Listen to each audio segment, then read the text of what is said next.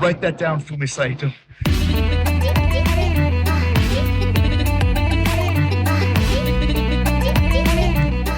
Write that down. Write that. With Fumi Saito and Justin Knipper. Write that down for me, Saito. Write that down for me, All right, Saito. patrons, Write that down. welcome back. It's good to have you back. Thank you for listening, as always. I'm Justin Knipper from Fight Game Media and WrestlingObserver.com, and I'm here, as always, with author, historian, broadcast journalist, professor, among many other things, Mr. Fumi Saito. Welcome. Hello from Tokyo. How are you? Eh, we're Yeah. we're ready. We're definitely ready Yeah. to go. So today is, I think we can finish. I I hope so. Yeah. Keiji Muto. We were gonna do this Keiji Muto episode, just one or two, or maybe like part 1 and part 2. But now it's what part 4. Part four. Yeah. It's like, Star Wars or Lord of the Rings trilogy or something. Yeah, because Muto's legacy is that big, So Yeah, and the past couple episodes, I feel I'm learning a lot too, like on the fly when we're talking about this. But it also, Okay. And last week I got a lot of good feedback. I was telling you about earlier about part 3, which is definitely a different flavor or different kind of episode compared to the first 2 episodes we did about Keiji Muto, because we really focused on the Dark Ages. That they're sort of not hard to understand, but we haven't really been able to talk about it in depth because it's still kind of fresh. The wounds are still fresh. yeah. I'm trying to get over it too myself. Right. But okay, so around this time, but before we get to the main chunk of the fourth part, there was one little part we glossed over. In late 90s, New Japan, Keiji Muto was just about to go to WCW, but before that he had a big gimmick match with one and only Atsushi Onita, who's been in the news lately as the Great Nita in a exploding barbed wire death match at Jingu Stadium. Right. Great Muta against Great Nita. Great Nita. So how did that come about? Where did that come from? Oh, I think it was also a beginning of dark age of Japanese wrestling, that they would do anything to have audience. Normally in New Japan's heyday in 90s, they would ignore Great Nita as a knockoff of Great Muta, obviously. It couldn't be taken they seriously. took that and made it in. Yeah, because the Great Muta and Great Nita. The Great Muta does, have real history in America, and also 2 different identities, in 90s, that he works as Keiji Muto one night and come out as Great Muto another night, and people understood that. And Great Nita, on the other hand, was strictly Atsushi Onita's, almost like a personal, like idea that he wanted to do this gimmick and he would do it, and knock off or not, and but New Japan in heyday would pretty much ignore the whole issue of it, but instead they took it kind of like when Riki Choshu decided to bring Onita in, and that's a barbed wire match. If you remember, Riki Choshu against Atsushi Onita's barbed wire, explosive match that Riki Choshu didn't even sell it. Remember? He didn't give Onita anything. It was pretty almost funny. If you want to, I think it's on New Japan World, but if anybody wants to watch that, it's very different from Kenny Omega and John Moxley's death match from a few weeks ago. It was pretty much just Riki Choshu, like you said, not selling and giving Onita. And he didn't even sell explosives. He didn't even sell barbed wire. He just stood there. Well, funny, huh? But it's like in old-fashioned wrestling philosophy, it's like that like expose, and not good for business. But then again, it was New Japan philosophy. What we do is pretty real, and what Onita's been doing is like it's fantasy, kind of thing. But what came out, people have to understand. The match took place, and Riki Choshu and Onita were, they were in the ring together. The match happened, and what Riki Choshu did. What Onita did, he was still Onita. Who made the decision to bring Onita in at around that time? I think it was Mr. Nagashima, who was part of the production producer, executive producer team in New Japan at the time. Yeah. At that time, did New Japan was it just run through the main booker and the wrestling team, or did TV Asahi have input? No, TV Asahi never have much to it, because it was New Japan is still to this day pretty old fashioned in that they don't tell TV Asahi people pretty much anything at all. That they sports, that the professional sport production team from broadcasting team and the camera crew and the technician and all the truck, they all come in and tape the New Japan shows. But actually New Japan creatives don't tell them much. Just go ahead and tape everything professionally. Pretty old school. Yeah, to this day, yes. But then again, TV Asahi people have they think they know too. There's a tension between, it's like they'll never flat out say who's gonna go over today, Yeah. Well, I don't think they asked that today either. I haven't heard anything. No. Yeah. So it's like they come, TV Asahi people come in and tape everything, and they edit professionally, and they make their own the masterpiece of footage, and that's what New Japan wants. And so what might not have been a masterpiece, but was definitely a match, was the Onita and Muto blow-off at Jingu Stadium in 99. And how was that received? It was also dark age, if in a different time, in a different, era, it could have been bigger news, but people weren't paying all that much attention to Great Muta against Great Nita, all that much. Not as much as you think today, It definitely felt like both Onita and Muto and even Riki Choshu, it was their prime had finished. At the time, it looked that way. Yeah, felt that way. Yeah, I agree. Yeah, because it felt like they didn't have any. But time was bad, though. Really, It was the same time period where Pride, the K1, the whole MMA thing was getting so big that what wrestling did, it almost didn't make any difference. The people realized, if it was all, I don't want to use the word real, but if it was a real fight, it would look like MMA. There was definitely a kind of obsession almost with realistic looking fights and MMA style, because MMA it was developing, it was sort of established but not completely yet. And in Japan there was a more crossover that the people like Yuji Nagata or we talked about that last week, Nagata Kashin. or Kendo Kashin, the legitimate background professional wrestler was sent to Pride and K1, and they ended up losing it, right? Losing the match. So it's like they really, really damaged the credit of professional wrestling at the time.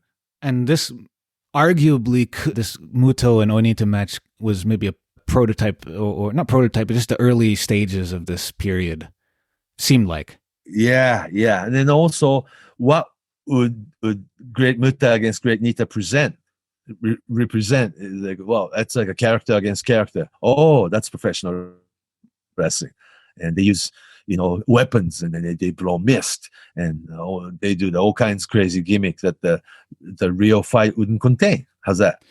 Was there any pressure to come off or present the wrestling more like WWE at that time because of how popular WWE they were struggling, so they were doing their experiment, anything to get the live audience or the TV ratings back, any topic.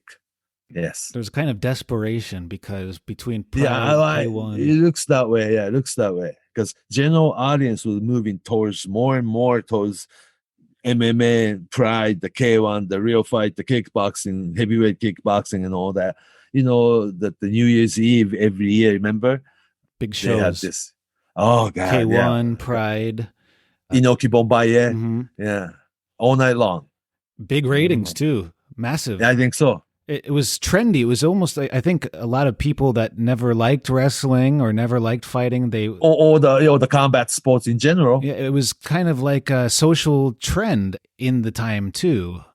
with network channel doing the Las Vegas production. I actually have Yeah. I have two friends who live near me, and it's American guy who lived in Japan, and he had a Japanese wife, but they met. Their first date was at a Pride show in like 99 or 2000.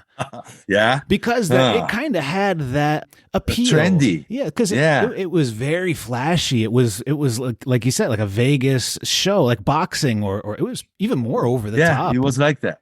I mean, Yeah, that's how people like Bob Sapp got huge overnight. exactly. And I wanted to bring him up because in around 2004, Muto even teamed with Bob Sapp. That's how big Bob Sapp was. Professional wrestling match. If you think about that, in traditional wrestling, community or professional wrestling circle, you would not put somebody like Bob Sapp into your main event spot right away. Mm-mm. That would hurt the business credibility.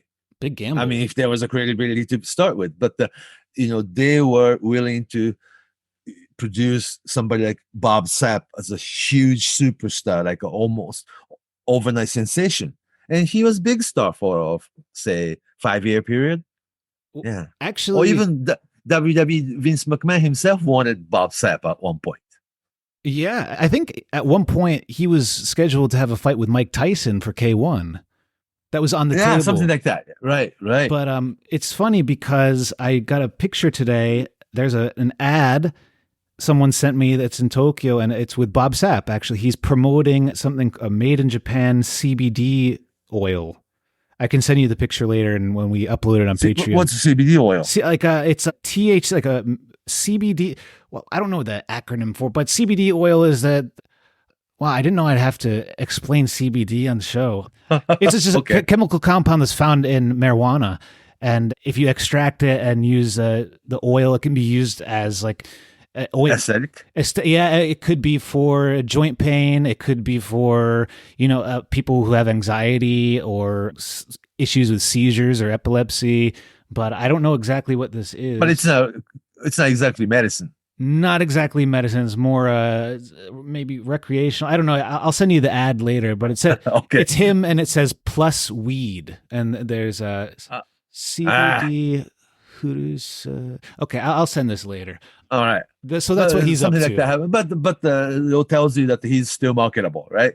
I mean, he's a phenomenon, and I don't completely understand his story, which will some day have to come back Bob to. Sapp was not just in those MMA and professional wrestling ring, but he was on game show. He was in quiz show. He was in Japanese movie. He made a music video, and it was like a sensational superstar for about 5-year period. Non-stop. Yeah, you know how Japanese media will make somebody star overnight and make you too big. I mean, too fast almost. Yeah. But that's an epitome of, he is. I mean, not personally, but the Bob Sapp phenomena is like epitome of Japanese dark age of professional wrestling. Yeah, because he was a part of a lot of the highlights from those periods, from those times. Either if it's in Hustle, or if it's in K1, or if it's in Pride, or later Raijin. I mean, he's an important factor, like you said, and yeah, I think so. And Muto so. teamed with him to main event. He was willing to, yeah, which says a lot about at least Bob Sapp. But do you remember how the match went? That's like escaping me. Really. Maybe you tried. I must have watched it. Tried to forget. Yeah, because I watch everything, and I must have watched it, live. But or some of the Pride and K1 shows, or the K1 produced very initial Wrestle One shows at Tokyo Dome. I was there, but I kind of forget what happened. Nothing. I mean, like as far as the wrestling match goes, it really wasn't anything.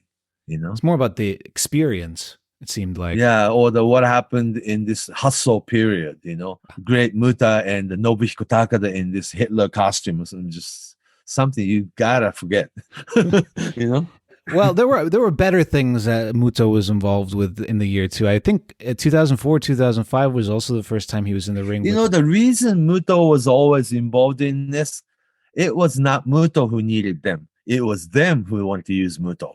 Because of how big of a star he was? Yeah. Because he was president of All Japan by now. 2004, 2005. And also one of the most, if not the most famous wrestler in Japan. If not, it's Inoki. Inoki's retired and Baba's dead, and who's really, really famous.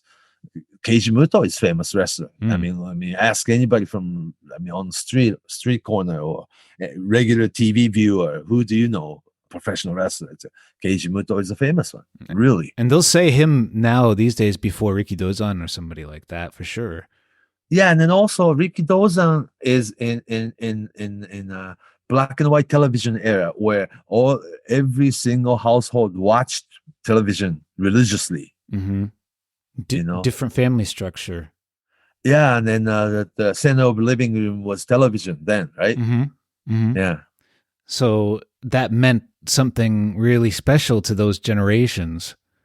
Mm-hmm. But I think we're so so far it's a away cultural icon and first television hero. But the thing is more complicated. We had more media outlet, in the 80s and 90s, even before internet.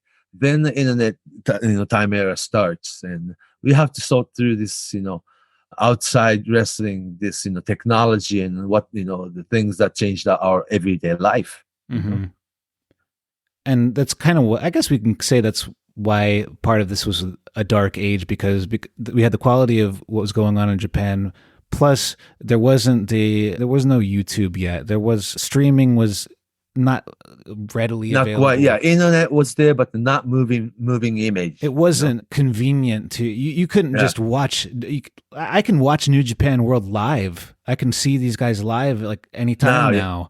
Yes. And that's unthinkable to me 20 years ago. It was a different time. Right. It was just like, if it's not good. But if you were 20 years old, 20 years old now, or 25, or even 30 at that they've been watching media like this, past 15 years.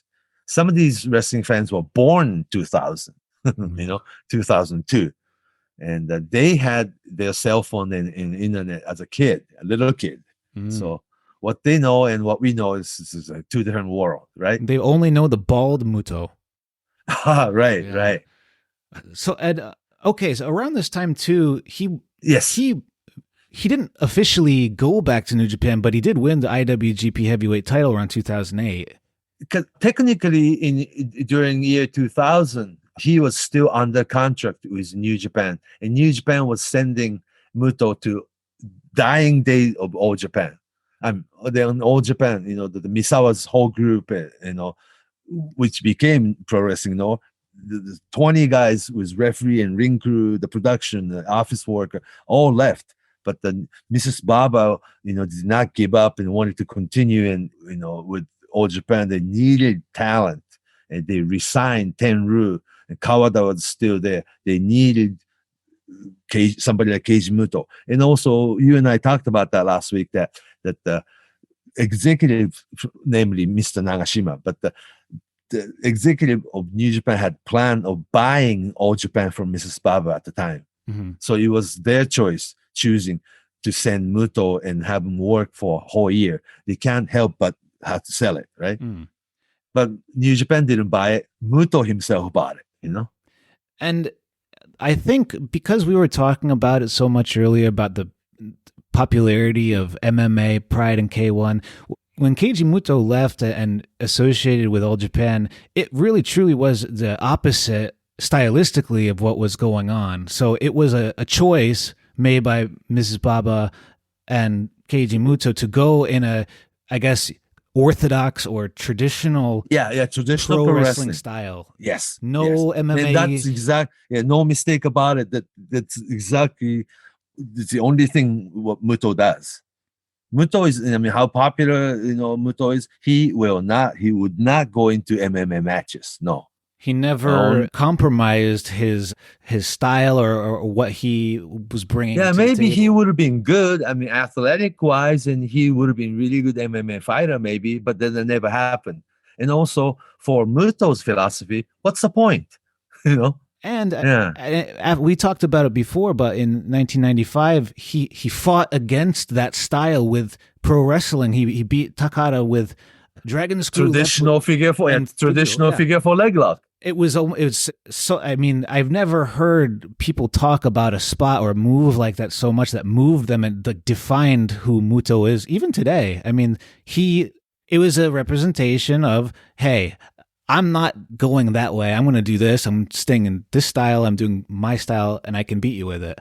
And that, yeah, you would think if you know, at the time in the period of 1994 to 1995, if you had a single match against Nobuhiko Takada, you would be taking that kicks and submissions, right? Mhm. You would think you'd be having UWF style wrestling match, and that's their ball game, huh? Mhm. But Muto got in the ring with Nobuhiko Takada and did Muto's style of wrestling and brought Takada into his style, which was, oh God, it's like a defying moment. Yes. And really, I think, reassuring or hopeful moment for fans of that Oh, style. very much so. Oh, very much so. But it did not help traditional professional wrestling genre as a whole. It was individually Muto, yeah, how great he was, but he did not necessarily help the entire wrestling community either. And things changed. Yeah, because a lot. the whole atmosphere, you know, the whole genre, that the whole wrestling community or the whole combat sport was still moving towards MMA, you know? Mhm. Mhm. Yeah. So we're gonna fast forward back to like mid 2000s. So we were talking about Nakamura and the IWGP. He got back involved. Muto got back involved with New Japan and beat a young Shinsuke Nakamura for the IWGP heavyweight title, and it was around 2008. Yeah, And, and young Tanahashi was already there, Mhm. very young. Mhm. Yeah, young lion. I think that's who he lost it to the next year. Is Tanahashi. He had a match with Tanahashi.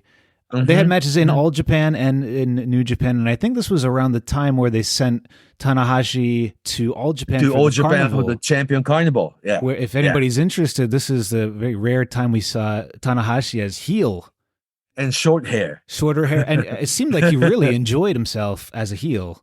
Yeah, because you know, if you're younger, you know, like a second, third year pro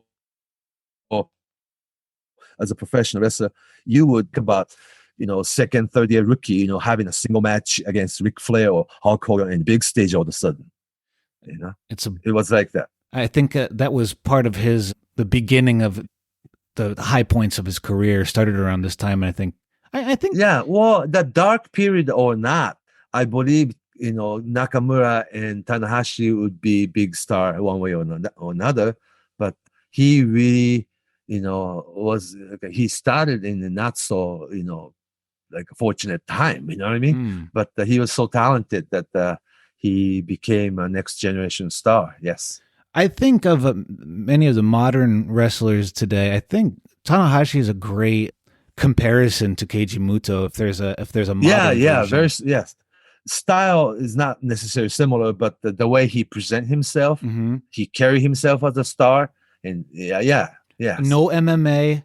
Like that, still pro wrestling, New Japan style.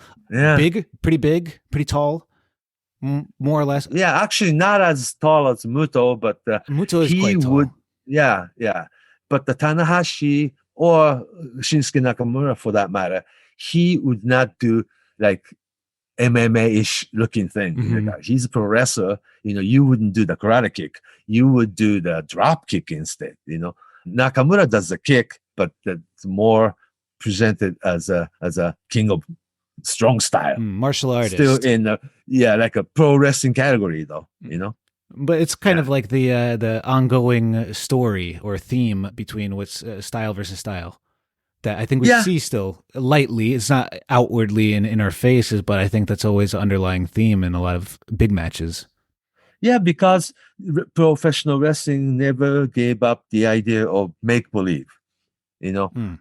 The merit and the whole thing of professional wrestling is, you know, you suspend your disbelief while watching it, right? And like make believe.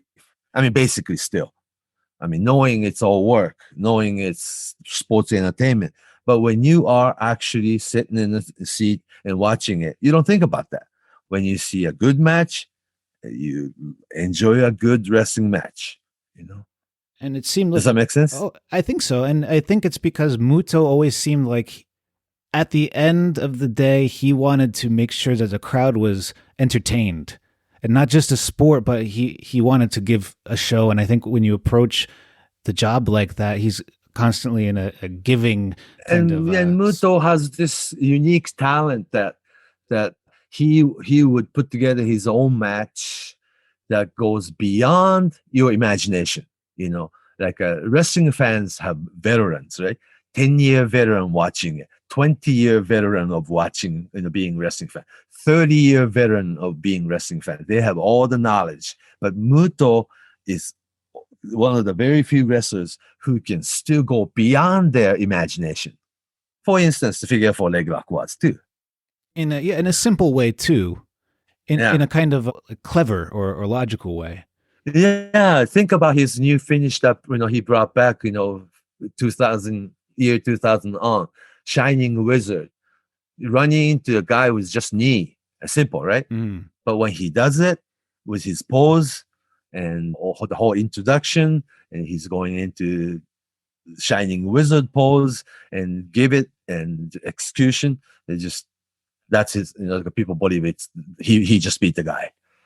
He completely branded that whole. I think so. part. I think so. And what's so good about Muto is though that the wrestling, actual wrestlers a lot of wrestlers are fan of Muto. That after you see great Muto, Keiji Muto's match, next day the other guys would start using Shining Wizard tomorrow.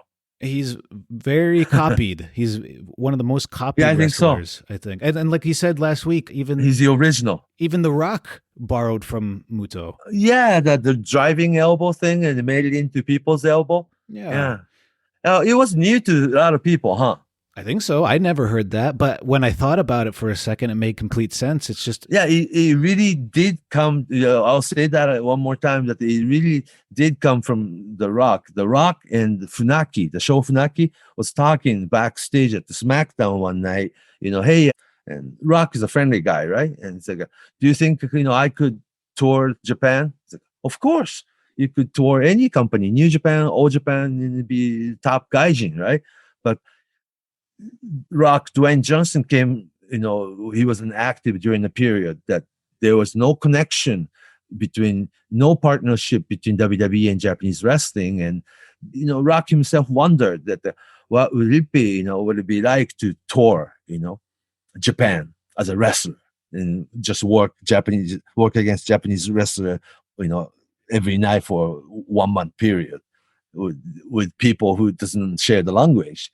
And you have to wrestle. And do you think I could wrestle in Japan? It's like, of course you could wrestle in Japan, but he wondered, Did his father, Rocky Johnson, ever wrestle in Japan? Yeah, All Japan Wrestling and New Japan Wrestling too. Yeah. Oh wow. Yes. And Peter Maivia too. Peter Maivia with Japan Wrestling, JW, and the International IWE, and later on New Japan. Yeah. So his family had quite a legacy in Japan already. Well, if you look into history book, there's a tour, the championship tournament called Madison Square Garden Series. Mm-hmm.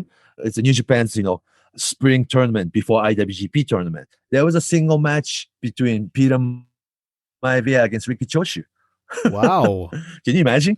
What the generations that spans? In the mid 70s. Wow. Yeah. And also, like today's wrestler, like a Roman Reigns, he really never toured Japan, right? But their uncles, father Shika and uncle Afa, the original Wild Samoans, they came to Japan so many times, and they worked in Japan, and they heard about it. Yeah. Or that the original Samoans worked for International IWE. They had a tour with All Japan, and a little bit later on, they had tours with New Japan. Alpha and Shika, the Wild Samoans. So they all grew up, like witnessing that their fathers, their uncles, all went to Japan and worked. And then it's like they would wonder, that what would be like that if I worked, went to tour, not WWE tour, but as a professional wrestler, you go to Japan and work Japanese company for a period of time. Can I work it? Can I work there? And this generation of American wrestlers ended up watching a lot of Japanese videos, like something real far away. More and more these days too. Yeah, and then also like people like not Muto, but on the other side, all Japan's 90s era, Misawa, Kobashi, Kawada matches. They look great matches, right? On video, but they are the people that you'll probably never get to work with. Right. Actually, speaking of Misawa, around this time, 2009, that's when Misawa passed away in the ring. And I think that was another big point in the dark ages of Oh, this God. time. Yeah. Yeah. And somebody like that. And I think, well, not a lot, but some people did die. Some wrestlers, did die in ring. But I believe Misawa was the biggest star who, had an accident in the ring. Yeah. I think so. Unless it's you want to talk Owen Hart, but that was a different situation. There was a difference. Yeah, like it was an entrance, So not a wrestling match. Oh, didn't Silver King just pass away a couple of years ago in the ring in England? Yeah, right. But a higher profile is what you mean. Yes. I see. Yeah, I'm not saying Silver King or I know what you mean. Pero Aguayo Jr. or somebody like that, or Gary Albright for that matter. Yes, he did die in the ring, but Misawa was a leader. Big star. Big star. Important part of the pro wrestling history. Puzzle. Yeah, I mean, maybe would you say that Keiji Muto was Misawa's kind of contemporary? They were kind of like of course. It was like captains. It was like captains modern of both teams. Yeah, and the ace quarterback in the dressing room, like a leader. Okay, so they're like the kind of dream rivals. And just like Inoki and Baba, Misawa and Muto never had single match. They did have a tag match, though, did they? At the Tokyo, at the Tokyo Dome, yeah. Was there? So every time they're in the ring together, working against each other, it was huge. But that single match never happened. Was that ever in the plans? I kind of don't think so. How are you going to get out of it?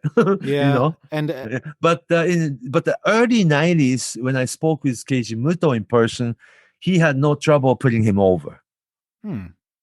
I mean, that much respect Muto had for Misawa. Wow. But then again, probably 5-10 years later, it's like a political situation's different. They couldn't do it, And Misawa's body had changed a lot by then too. Both guys. It's the same way that the reason Misawa has the long tights, the reason Muto has the long tights is that both guys have all taped up knees. Yeah, you cannot wear single short trunks. Your knees, both legs are all taped up. You can't go out there like that. So we're going to fast forward a little bit because around 2013.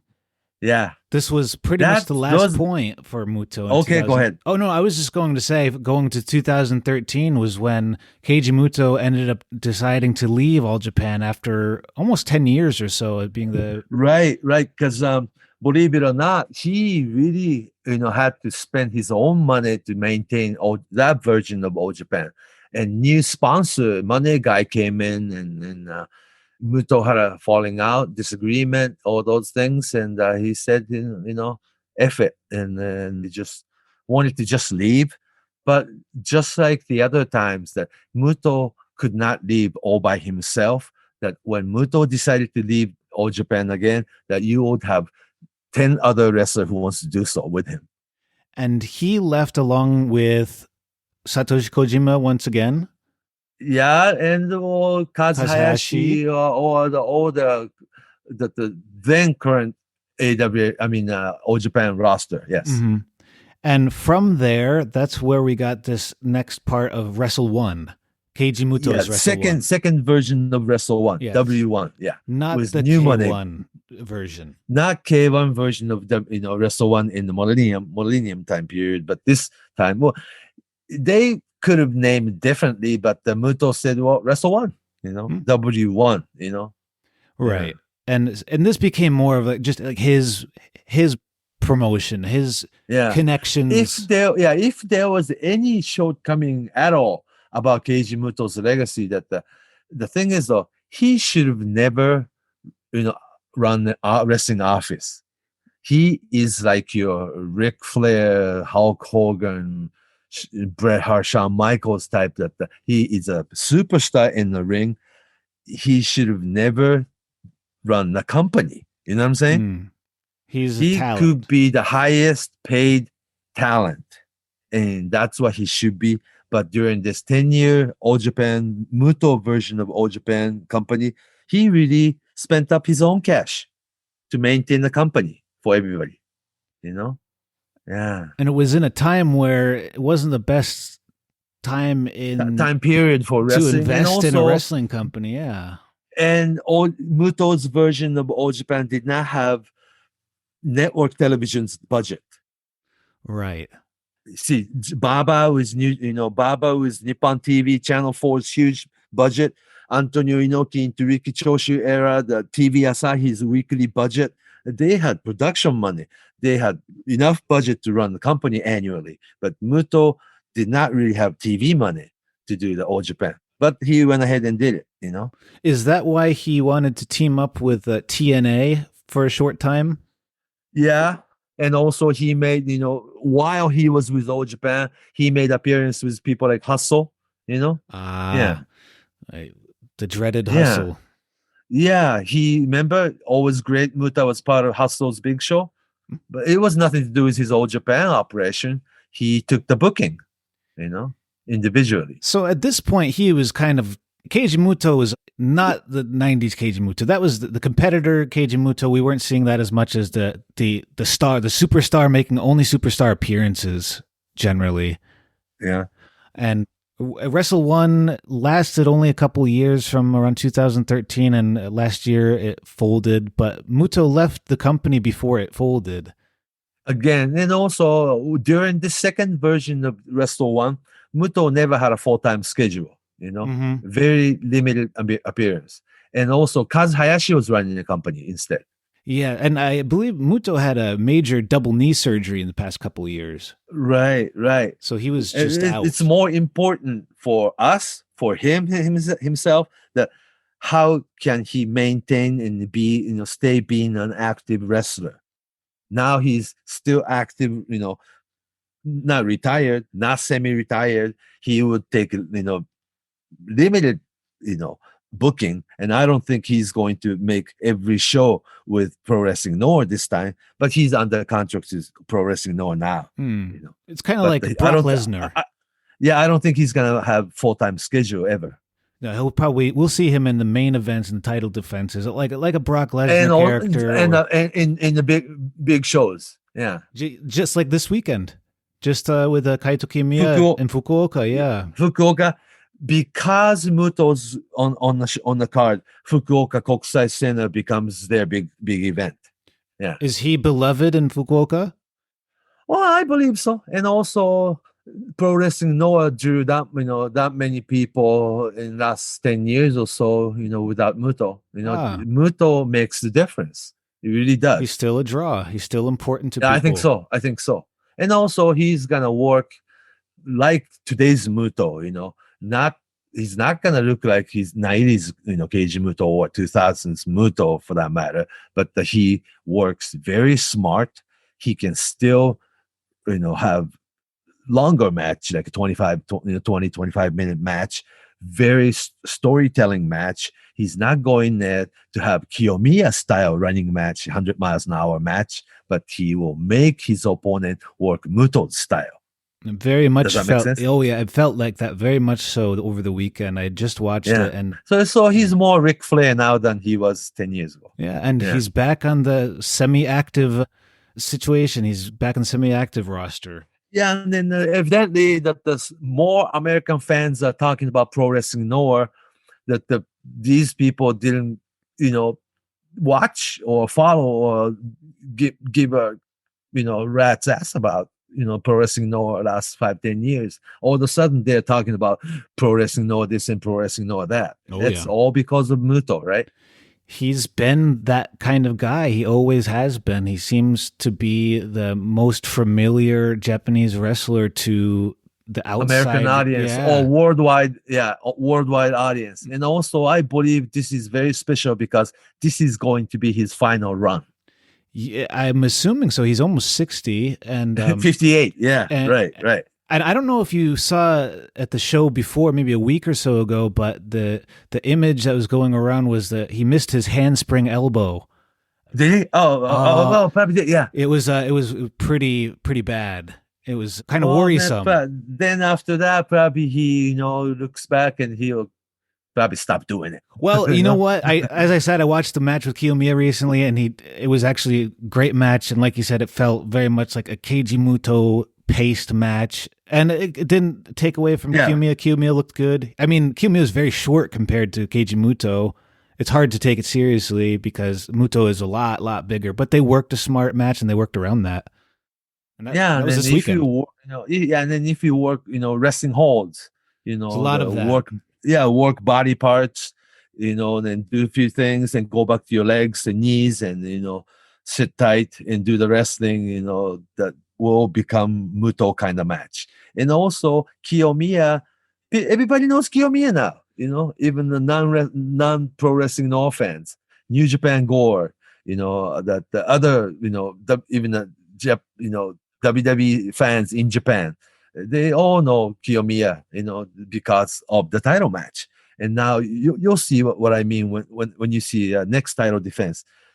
Muto will make Masa Kiyomiya a star. Wow. If not a star, like a main event, guy will recognize him as that guy's a main event too. So, you know what I'm saying? Masa Kiyomiya is one of the last proteges of Mr. Saito, is that right? And Kensuke Sasaki. And I was very surprised when this was announced because I didn't think of Kiyomiya as a guy who would have a singles match with Keiji Muto in a main event. Did you? Oh, it's still an experiment, Man, but maybe when the night is over, he might be your next Kevin Owens. How's that? I'm very interested. I think that was a good plug for Noah. Yeah, very interested. Yeah, and Kiyomiya is very promising because this guy grew up as a huge wrestling fan. He does. Yeah. Does he feel a little bit like a Roman Reigns the past couple of years, though, in how much Noah's wanted their audience to accept him as the main guy? The pro wrestling Noah has a few guys that can be main event, like Ken-O, and of course that Marufuji will take the veterans role.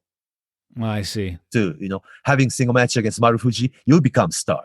Sure. That kind of thing. Yeah. That's superstar rub is very important, And it comes from Muto, and I think we've wouldn't you want to have single match, title match at the big show, atmosphere, a single match main event against Muto?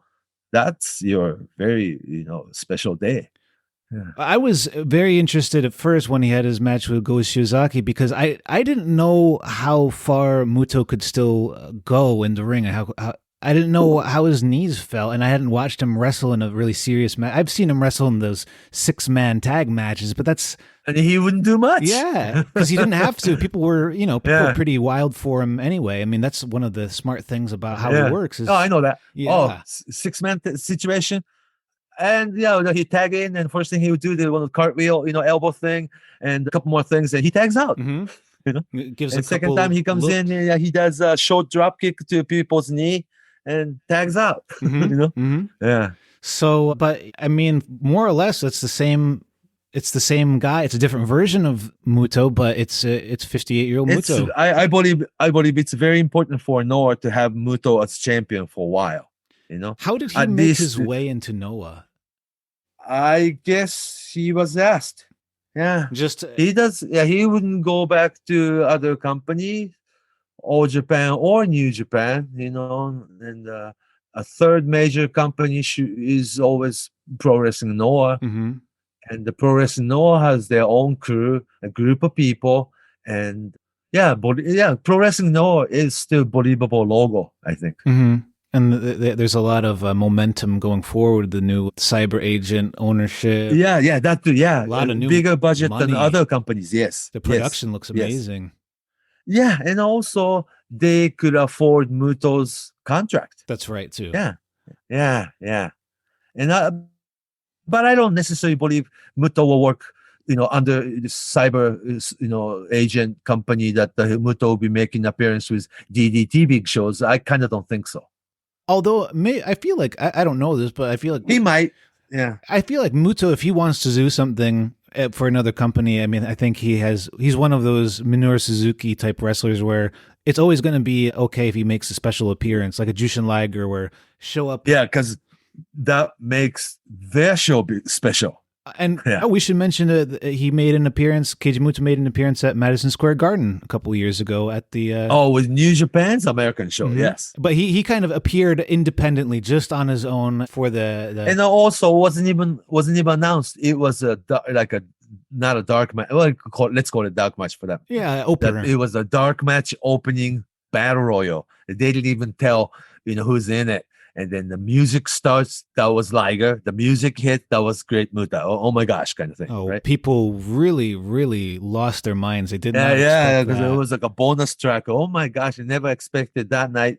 That you eyewitness Great Muta in person. Yeah, and if it happened in Japan, like at Tokyo Dome, it would be well accepted and people would love it. But because it happened at such a special venue and the first time a show at that scale, I think it was really special for the fans that were there. It worked out perfect because Muto was already in town in New York City with WrestleCon and independent appearance, and he was already in New York. Yeah, everything worked out perfect. When do you think Keiji Muto will actually retire? Ooh. Maybe never? I don't think, because that's Giant Baba's philosophy, but professional wrestlers don't retire, really. You are Giant Baba 24/7, You are Keiji Muto 24/7.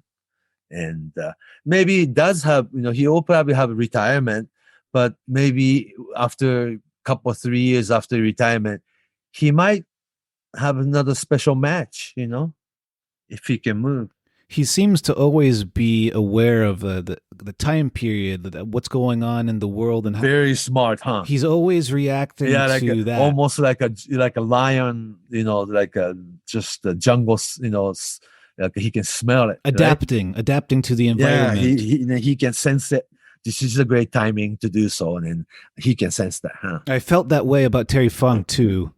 Terry Funk had that characteristic. Oh, Terry Funk was huge in 70s and the 80s, but when he started doing the more hardcore single match against Sabu, making an appearance with ECW, and there was a movie Beyond the Mat, that was his another run. He had new fans.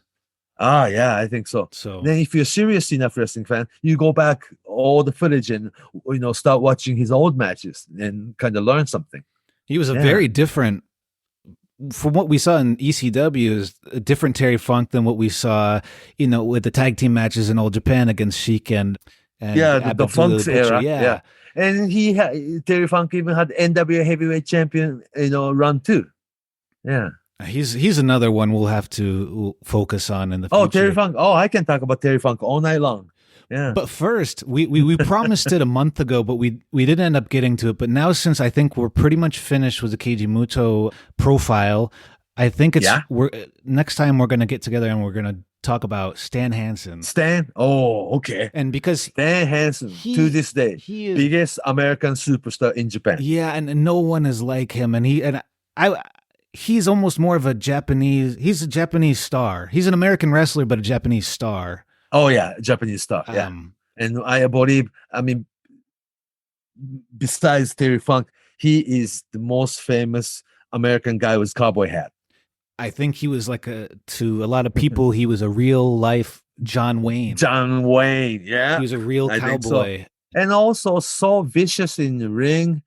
But when you have outside ring photos of Stan, like a nice, likable, middle-aged guy with a white mustache, smiling, he's a likable guy. I think Japanese crowds really loved that dichotomy between the two, the aggressive Stan Hansen versus the one who can read the air outside of the ring. And then plus what American audience, need to, be reminded is that in Japan, there is no promo. Remember? Mm-hmm. It's all based on the competition in the ring. And what you do in the ring. You see, how many years Stan Hansen worked? 30 years in Japan. They never had one of those backstage skit. They not once had the promo like like you grab a microphone and give a long speech or do the storyline or anything like that. He just came in and wrestled.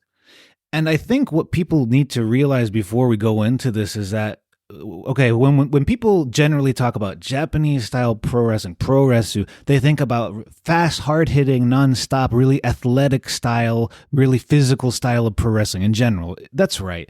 But That's partially, yes. In generally, there's a lot more to Generally, it. yes. But yeah. that kind of style that we see today was really a Stan Hansen import. That nonstop, 100%. Don't stop on the small tours. Go all the way on every single show. That style that kind of brought All Japan up in the late 80s and early 90s. Even before that, we can attribute that to Stan Hansen. Yeah, and then also, this is exactly what's so great about professional wrestling. There is no language boundaries. You can watch the video and no subtitles or no lines. It's just you watch a wrestling match and understanding. Have a clear understanding of what wrestling is, what pro wrestling is. It was very. You can just watch it, right? Yeah, you can watch you it with don't no need sound. The language. He was very spontaneous, just kind of like Keiji Muto. He was always responding to what would he do in that real moment. Yeah, and also he was so nearsighted that across the ring you actually seeing things, Right, and it was sometimes a bit scary for his opponent. I guess. Yeah, I'd never seen anybody throw a lariat like that. That was something to behold. And to Kawada or Kobashi and also he was a big rival of Jumbo Tsura's era. Mm-hmm. Jumbo Tsura against Stans. I do not know how many times they've met in the ring. Including tag team match, maybe hundreds. If not thousands. But yeah, and he's one of the first big rivals of Andre the Giant. I mean, those. Oh yeah, when he worked at All Japan, New Japan, yes, yeah, those. Yeah, picked Andre the Giant up like nothing and gave body slam. And the crowd, you can watch the matches again. Oh, they went nuts. It's just electric. It was like they really believed that this cowboy could take on the Giant. It was like they were watching a movie. And they did this match with no promo, though. They didn't need it. What I'm saying? They didn't need it. And but when you think about the WrestleMania 3, Hulk Hogan against Andre the Giant, Hogan against Andre, how many promos and storyline and NBC special, Saturday Night Main Event, all these storyline and the making in 6 months that just very different, right? Very different approach. Yeah, and different results. Stan Hansen and Andre the Giant just went in and had the match, and people talk about it to this day. It holds up, of course, but we can talk about that and a lot more. We'll have time. probably like a Stan Hansen mini series, like a 2, like a 1 or 2, maybe like a 3 episode. But one last thing that I want to point out about Stan, because people asked me about how well he spoke Japanese. In official interview, Stan Hansen always answers like, "Oh, the only thing I regret from my Japanese, Japanese run as the whole career, I never learned." Right? Learn Japanese, but it's not entirely, accurate. That's what I'm saying. It's not entirely accurate. He understands Japanese language a lot more than he can speak. It's a very Japanese answer, actually. Yeah, is it? Don't you think so? He said he doesn't speak, but he actually is quite good. He's being kenkyo. Well, because he's in the Japanese dressing room for 30-year period, and he actually always understood what's going on. Was he kind of a role model for the backstage foreigners? Oh, they're always boss, and that I don't know how many Americans came and went, but Stan Hansen was always in this gaijin dressing room, right? Mm-hmm. And he's with his thick glasses, he's always reading English newspapers like Japan Times. Mm-hmm. Or the Wall Street Journal or whatever. He's always reading newspaper. And some wrestlers walk out of dressing room and comes back 10, 15 minutes later and stands and said, "What was that about?" Right?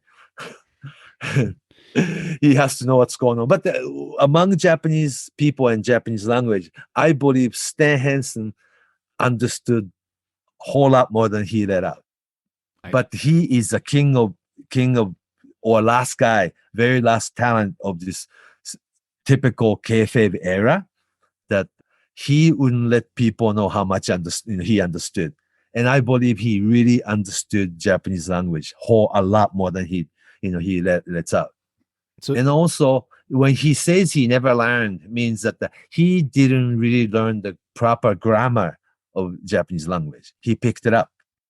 He listened to two Japanese people speaking to each other in Japanese language. He understood. Yeah. I mean, if you're there for a long enough time in any country, you're going to be able to survive. Yeah, you just sit there and actually you know what's going on. You know? Yeah, I mean, because when I started to study Japanese more seriously, when I found out how people were talking to each other, it's not that complicated. I mean, it's quite a simple discourse. Everyday language. Yeah, no Japanese lessons for anyone. That's very boring. We want to talk about wrestling, don't we? Yeah, but that's how international superstar made their living. That's right. Know? Oh, and before we go, there's one thing we forgot to do. This is the write that down moment for everybody. Fumi-san, can you explain the spelling of Keiji Muto's name? Oh, yeah. It was a topic in some Facebook site, just the other night. Muto is how Muto himself spelled his own name, just like my name, Saito, Saito. But sometimes it's in kanji and katakanas, Japanese writing, right? Characters. So you have to romanize it with alphabet. So some people go ahead and spell their name Muto, Mutoh. Or sometimes they go ahead and spell my name Saitoh, like a Saito, right? Muto, But then also in some baseball circle that they do put H at the end of your last name alphabet because of the tribute to home run king, Mr. Baseball, Sadaharu O, if you know who he is. Yeah. Sadaharu O, his last name O-H, like, oh my God's O. But some people do prefer spelling their name with H on the end. Saito, Sato, Ito, Kondo, Goto, for that matter. Yes. So sometimes it's a stylized choice by the person. By a person, yeah. But the Muto himself, he spells it M-U-T-O, no H. And going to Muto office, official website for his merchandising, none of his T-shirt or button or posters or clothing or anything, it's always Keiji Muto, M-U-T-O. Yeah. And I don't understand. That's how he himself. Yeah. If they think if there's an H in it, wouldn't they put an H for Muta too? Great Muta? And that doesn't make sense. And also, Great Muta was a mistake by WCW that Muto himself, always spelled it M-U-T-O, right? They thought it was Muta. So then somebody started spelling like M-U-T-A instead. Oh, I mean. Yeah, that's how Great Muta was born. Out of a kind of almost an accident. Mistake spelling it. Just like, if you remember, Onita's rival, Mr. Pogo, he meant to be Togo, Mr. Togo, T-O-G-O. But the program in Texas, they printed as a Pogo, P instead. And then Mr. Pogo was born. I heard the same story about Nozawa Rongai. Yeah. He was supposed to be Nosawa, or Well, no, Z is fine, but in Mexico, Z you don't pronounce it, so it became S instead of Nozawa. So he kept it. Yeah, but if you spell Nosawa, English-speaking people will probably read it as a Nosawa. See, a lot of times, if you remember Misawa, it's pronounced Misawa in America. That's right. I hear different kinds of pronunciations, and there are, for quite a few wrestlers, I've heard all kinds of different pronunciations. Yeah. So a lot of the Americans still say Misawa, It's interesting. So write that down. That's the write that down moment of the day. since we finished. Yeah, but I mean, I'm really excited to talk about Stan Hansen. Yes. Stan Hansen is going to open up different avenues and glimpses into what we were. Yeah, and not just about Stan Hansen, but how American wrestlers in Japan, or how Japanese professional wrestling community, or how Japanese company run wrestling, or what American wrestlers and American superstar mean in Japan, and how he chose to have his franchise in Japan. See, he was the initial group in 1984 to go to WWE National. Ah. Yeah, Stan Hansen was among the group, Hulk Hogan, Andre the Giant, the Paul Orndorff, the Jimmy Snuka, the Roddy Piper, the Cowboy Bob Orton, that the very first initial group going national tour, right? Mm-hmm. Stan Hansen was among that group, but he chose to sign longer contract with All Japan.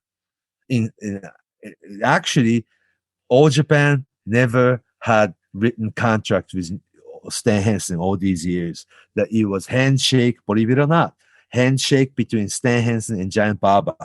And it was like that for another 20 years. Can you believe that?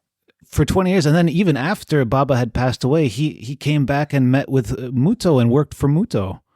Yeah. But always had Mrs. Baba's blessing. Mm-hmm. Yeah. So Stan Hansen always had his place in Japan. He still does. Still does. And it's still does. There's a lot to especially with Stan Hansen. He's a really important piece of the puzzle too. I mean, if anybody liked the Hulk Hogan episode we did, imagine all of that sort of thing, just a lot more and on even bigger scale at some points. I mean, and he affected a lot of different we know a lot about wrestling business in general. Yes. Yeah, and he affected a lot of different generations too, from the 70s, 80s, and 90s. Not many wrestlers have that. Yeah, Inoki's era of New Japan and Baba's era of New Japan, Jumbo's era of New Japan. He fought every single Japanese superstar, all the way down to Misawa, Kobashi, Kawada, all the way, And he was the same Stan Hansen. Amazing. I'm excited. I'm excited to do this one. Oh, good. So yeah, very good. So that's it. So everyone, we'll see you next time with Stan Hansen. More info on Stan Hansen. Hope we had good episode today. If you like the episode, let us know. Let us know on Patreon. Let us know on Twitter. Fumi, what's your Twitter handle so people can get a hold of you? Twitter, Fumihiko Dayo, Fumihiko-Dayo, Fumihiko Dayo, or you could just find me, Fumi Saito, on Facebook. And I'm at Justin M. Knipper, Knipper, on Twitter. And we'll be back next time with Stan Hansen Part 1. So long from Tokyo.